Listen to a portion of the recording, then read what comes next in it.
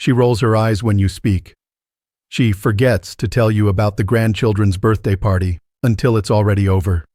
She corrects you in front of the whole family like you're a child. And your son? He just sits there, quiet, staring at his plate. If this sounds familiar, I want you to know something. You are not crazy. You are not too sensitive. And you are definitely not alone. In over 40 years as a clinical psychologist, I have sat across from hundreds of parents, mostly mothers but fathers too, who have told me some version of the same story. My son's wife treats me like I don't matter, and my son lets her. It is one of the most painful experiences a parent can go through. Because this isn't a stranger disrespecting you. This is happening inside your own family, at your own dinner table, in the life of the child you raised. But here's what I've also seen. And this is why I'm making this video. I've seen parents who handled this situation so wisely, so strategically, that the entire dynamic shifted. Not through arguments, not through ultimatums, through 8 specific things that changed everything. And I promise you, when you start doing these 8 things, they'll both wish they had treated you differently from the very beginning. Stay with me to the end. Number 8 is the one almost nobody thinks of, and it might be the most powerful of all. And if you haven't already, subscribe to Strong Elderly Life and hit that bell. We're building a community of people who refuse to be invisible. You belong here. Before I give you the 8 strategies, I want to take just a moment to explain why this happens. Not to excuse it, nothing excuses disrespect, but because understanding the psychology behind it will make every strategy I share 10 times more effective. Here's what I've observed in my practice over 4 decades. First, many daughters-in-law feel, consciously or not, that they are in a competition. A competition for your son's loyalty, his time, his emotional energy. She may see you not as a loving mother, but as a threat to her position in his life. That's her insecurity talking. But it's real to her. Second, there's a common confusion today between setting boundaries and being disrespectful. Your daughter-in-law may genuinely believe she's just protecting her family. But somewhere along the way, healthy boundaries turned into shutting you out, dismissing your feelings, and treating you as though you're a burden instead of a blessing. And third, and this one hurts the most, your son is caught in the middle. He loves you, but he also lives with her. He sleeps next to her every night. And many sons, rather than risk conflict in their marriage, choose silence. That silence feels like betrayal to you. And honestly, in some ways, it is. But here's the key. Understanding why this happens doesn't mean you accept it. It means you stop reacting from pure emotion, and you start responding with strategy. And that changes everything. Let's get into it. Number 1. Stop chasing her approval. I know this might sound counterintuitive. You've probably been doing the opposite. Cooking her favorite meals, buying gifts for no reason, complimenting her at every turn, offering to babysit whenever she needs, biting your tongue when she says something hurtful. You've been bending over backward trying to make her like you. And I understand why. You want peace. You want to be included. You want your son to see that you're trying. But here's what happens psychologically when you chase someone's approval. You signal that their opinion of you matters more than your own self-respect. And that, I'm sorry to say, invites more disrespect, not less. Think about it this way. In every relationship, whether it's a friendship, a marriage, or a family bond, we tend to value what we have to earn. When something is handed to us freely, endlessly, without conditions, we take it for granted. That's not cruelty. That's human nature. I once worked with a woman named Margaret, 72 years old. Lovely woman. She told me she had spent 3 years, trying to win over her daughter-in-law. She hosted dinners. She bought expensive birthday gifts. She even apologized for things she hadn't done, just to keep the peace. And what happened? The disrespect got worse. Because Margaret had taught her daughter-in-law that there were no consequences for bad behavior. That no matter what she did, Margaret would keep showing up with a smile and a casserole.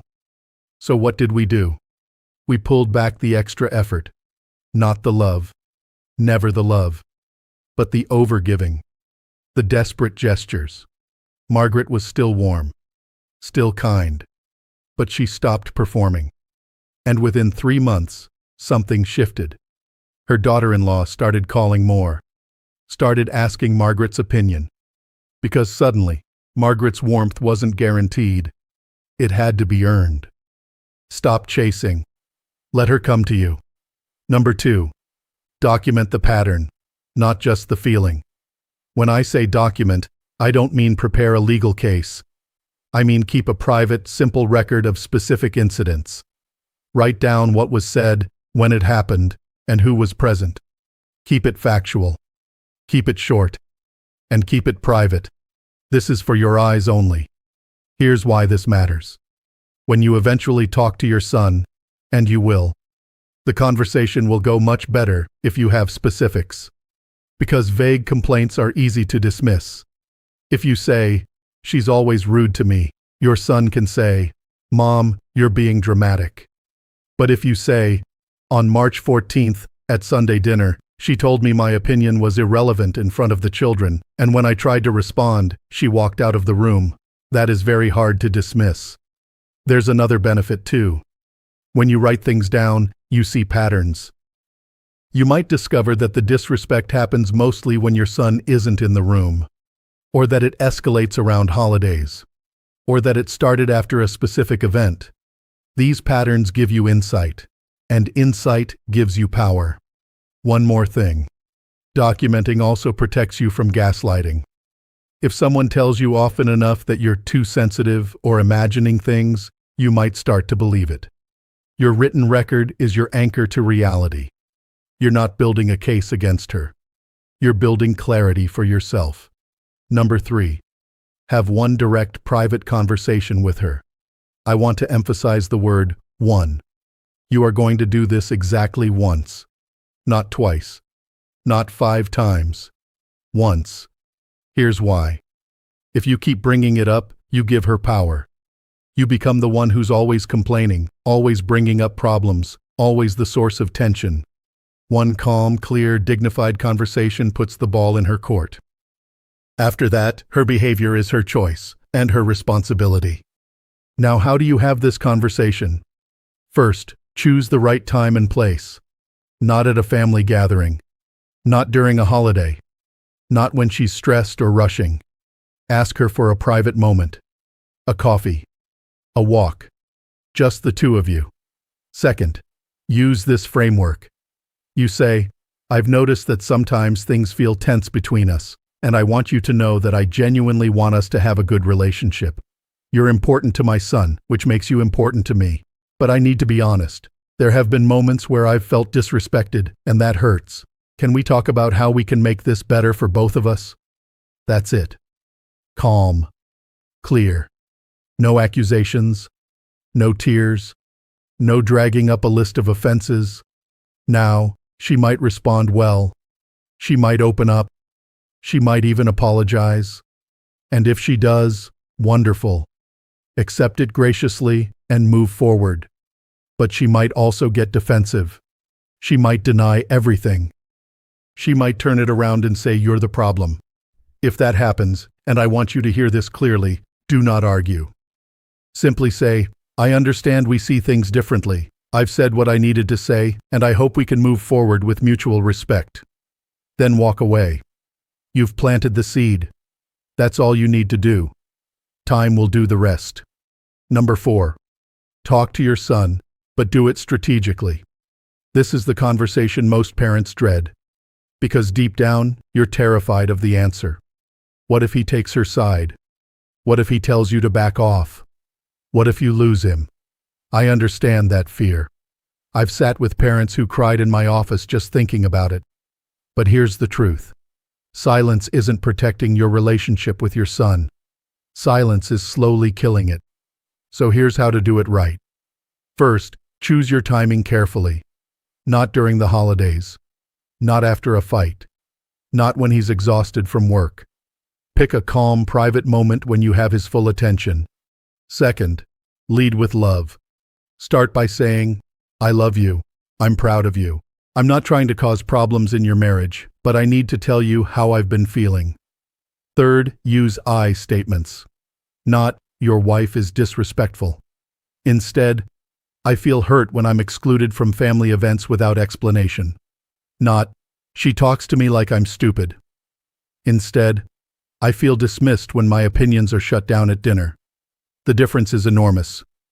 Your wife is disrespectful, puts him on the defensive. He feels attacked, because attacking his wife feels like attacking his choice, his judgment, his life. But I feel hurt is something he can't argue with. Your feelings are your feelings. Fourth, and this is critical, acknowledge his difficult position. Say, I know this puts you in a hard spot. I'm not asking you to choose sides. I just need you to know how I feel, because pretending everything is fine is starting to hurt our relationship too. When you acknowledge his struggle, you make it safe for him to listen. You become an ally, not an adversary. And here's my biggest warning. Never, never give him an ultimatum. It's me or her. Because if you force him to choose, you will very often lose. Not because he loves you less, but because he lives with her. His children live with her. His daily life is with her. Ultimatums don't prove love. They prove desperation.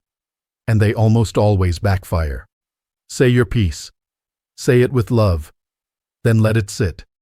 Number 5. Set boundaries without guilt. I know that word, boundaries, gets thrown around a lot these days. But for our generation, it can feel unfamiliar, even uncomfortable.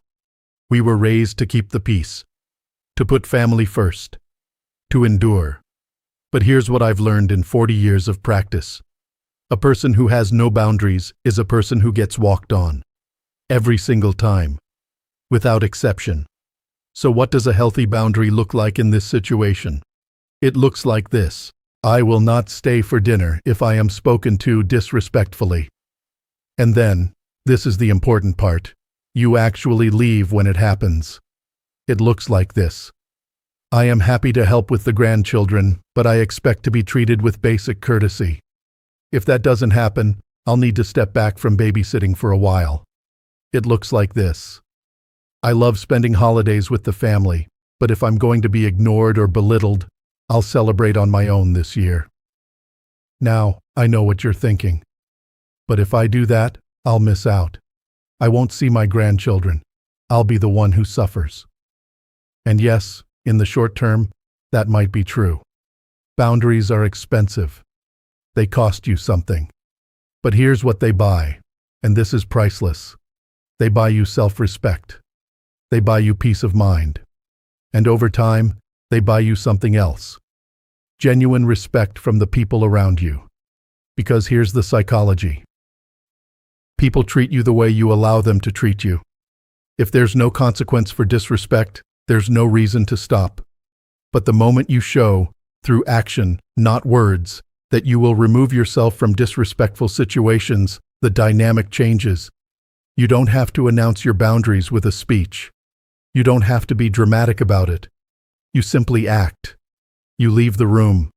You decline the invitation. You end the phone call. And you do it without guilt. Because protecting your dignity is not selfish. It is necessary. Number 6. Build a life that doesn't revolve around them. This one might surprise you.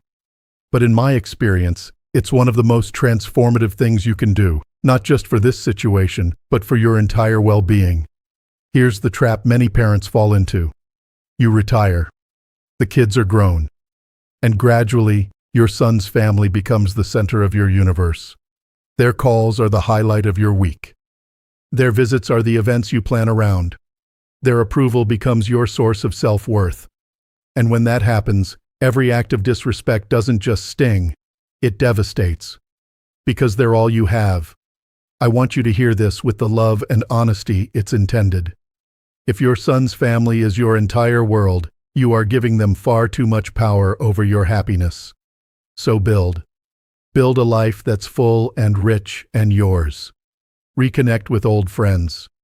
Join a walking group, a book club, a church group, a volunteering organization. Pick up that hobby you abandoned 20 years ago.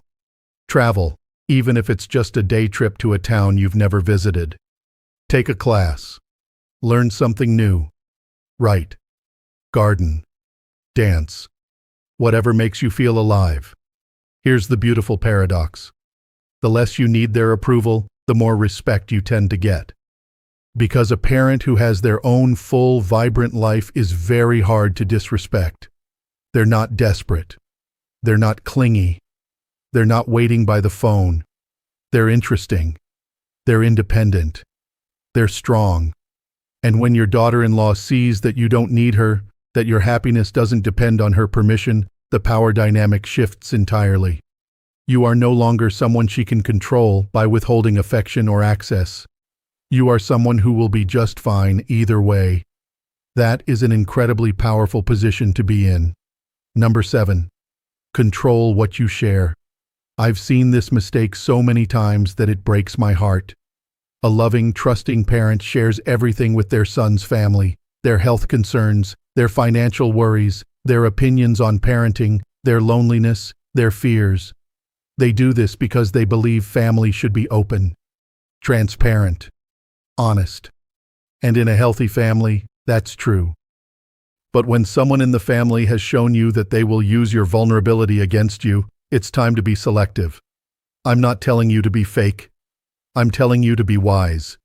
If your daughter-in-law has mocked your health concerns, stop sharing medical updates with her. If she's used your financial situation against you, stop discussing money. If she's criticized your opinions on their parenting, stop offering them. This isn't about shutting down. It's about protecting yourself. Think of it this way. Not everyone in your life has earned access to your inner world. Your deepest fears, your struggles, your vulnerabilities, those are sacred. They should be shared with people who will hold them with care. If your daughter-in-law has shown you that she will not handle your vulnerability with respect, then she has lost the privilege of receiving it. Share your joy. Share your warmth. Share your love.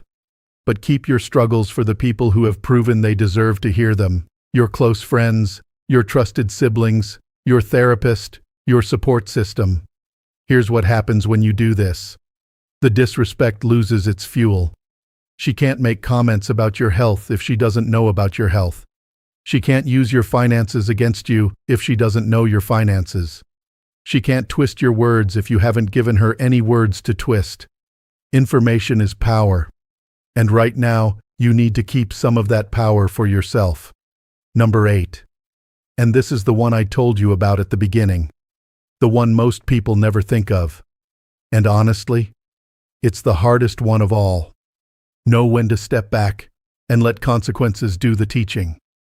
Every instinct in your body is screaming at you to fight for your place in the family, to call, to show up, to prove that you matter. Because if you step back, you're terrified of what you'll lose.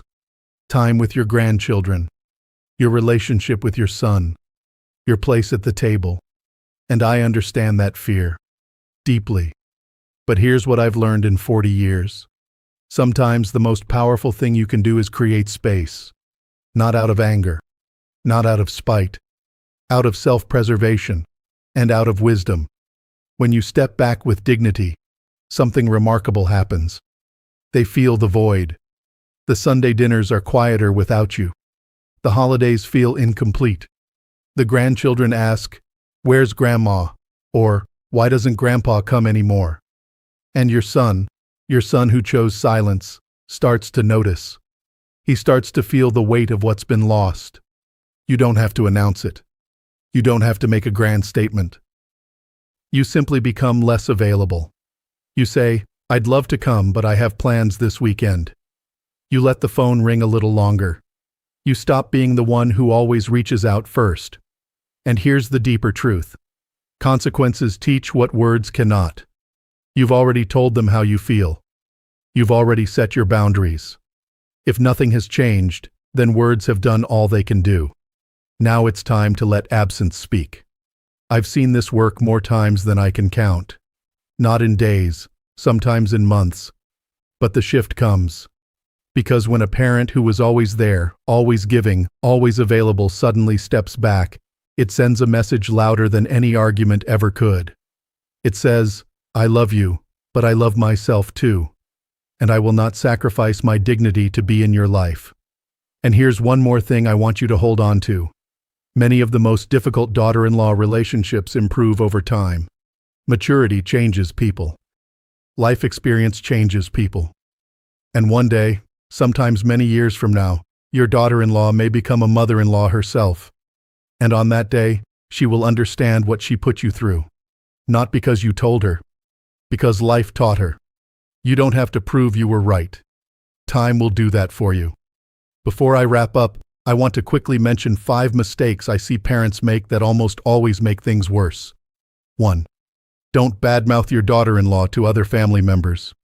I know it's tempting, but it always gets back to her. And when it does, you become the villain of the story, not the victim. 2. Never use your grandchildren as leverage. They are children. They are innocent. Pulling them into adult conflict is unfair to them, and it will damage your relationship with them in the long run. 3. Don't give your son an ultimatum. I said this earlier, but it's worth repeating. Choose me or her almost never ends well for the parent. 4. Don't pretend everything is fine when it isn't. Swallowing your feelings month after month doesn't create peace, it creates resentment. And resentment always finds a way to surface, usually at the worst possible time. 5. Don't compete with her. You are not rivals. You are not fighting for the same position. You are his mother. She is his wife. Those are different roles. You don't need to prove that your role matters more. It matters differently. And that's enough. I want to leave you with this. When I say they'll both regret it, I don't mean revenge. I don't mean you're going to make them suffer. That's not what this is about. What I mean is this. When you handle this situation with dignity, with strength, with wisdom, when you stop chasing and start standing tall, they won't just regret how they treated you. They'll respect you in a way they never did before. And that respect, it's earned, it's real, and it lasts. You raised your son. You fed him. You stayed up with him when he was sick. You worried about him on his first day of school and his last. That bond, that deep, unbreakable bond, doesn't disappear because someone else entered his life. It's still there. And when you carry yourself with the strength and grace you're capable of, he will feel it. I won't lie to you. Some of these shifts take time. Weeks. Months. Sometimes longer. But they do happen. I've seen it. Hundreds of times. You are not powerless. You are not disposable. You are not just the mother-in-law. You are the foundation this family was built on. Now act like it. If this video spoke to you, if you felt something shift inside you while watching, do me a favor. Hit that like button. Subscribe to Strong Elderly Life. And share this with one friend who needs to hear this today. Because somewhere out there, someone you know is sitting alone, feeling invisible, wondering if they'll ever matter to their family again. Show them this video. Show them they're not alone. I'll see you in the next one. Take care of yourself. You've earned it.